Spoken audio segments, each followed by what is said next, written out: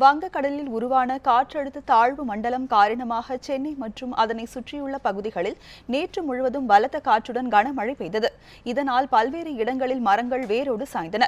திருவொற்றியூர், எண்ணூர், மணலி உள்ளிட்ட பல்வேறு இடங்களில் கனமழை கொட்டியதால் சாலைகளில் மழைநீர் பெருக்கெடுத்து ஓடியது. இதனால் வாகன ஓட்டிகள் பெரும் சிரமம் அடைந்தனர். கனமழை காரணமாக எர்ணாவூர் பேருந்து நிறுத்தம் முன்பு மரம் சாய்ந்து விழுந்ததால் அங்கு போக்குவரத்து பாதிக்கப்பட்டது.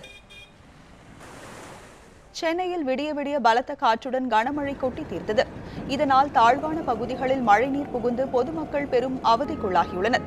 சாலைகளிலும் குடியிருப்பு பகுதிகளிலும் குளம் போல் மழைநீர் தேங்கியிருந்தது. சாலையோரம் இருந்த மரங்கள் பல வேரோடு சாய்ந்தன. இதனிடையே சென்னையின் பல்வேறு இடங்களில் மீட்பு பணிகள் முடக்கிவிடப்பட்டுள்ளன. தீயணைப்பு படையினரும் மாநகராட்சி உறுப்பினர்களும் இந்த பணியில் ஈடுபடுத்தப்பட்டுள்ளனர். இந்த பணிகளை தமிழக அமைச்சர்கள் நேரில் பார்வையிட்டனர்.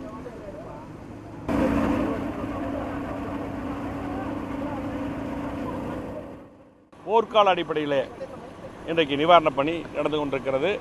இந்த மழை வருவதற்கு முன்னாலே இன்றைக்கி வானிலை எச்சரிக்கை இருந்தால் புரட்சித் தலைவர் அம்மா அவர்கள் உடனடியாக அதெல்லாம் வேகமாக அலர்ட்டாக இருக்க சொல்லி முன்னாடியே அம்மா அவர்கள் இன்றைக்கி ஆணையிட்டு இருந்தார்கள். அதன்படி போர்க்கால அடிப்படையில் இன்றைக்கி சென்னையில் எல்லா பக்கமே சூப்பர் செக்கர் மிஷன் அப்படி போட்டு பல உபகரணங்களை மாண்புமிகு தமிழ்நாடு முதலமைச்சர் புரட்சித் தலைவர் அம்மா அவர்கள் அதிகமாக இன்றைக்கு வாங்கி கொடுத்திருக்கார்கள். அதனால் இன்றைக்கு சிறப்பான முறையில் போர்க்கால அடிப்படையில் நிவாரணப் பணிகள் நடந்து கொண்டிருக்கிறது.